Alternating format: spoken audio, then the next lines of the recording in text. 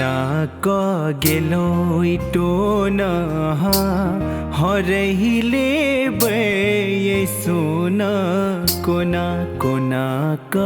गेलो टोना हरहिले ये सोना कोना नाम दोसर के लिखा ले लिए मेहंदी रचा ले लिए मेहंदी रचा ले लिए।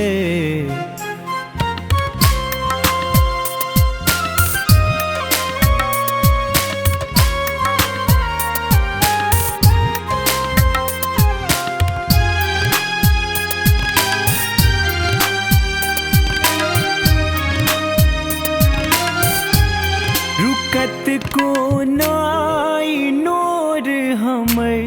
लगे लो भोर हमर रही रही दिल ईशोर करे कहाँ गेलो चित चोर हमर सुनु ये दिल जान बनू ने अनजान अही संग गेल ई भावना हमर अही संग गेल ई भावना हमर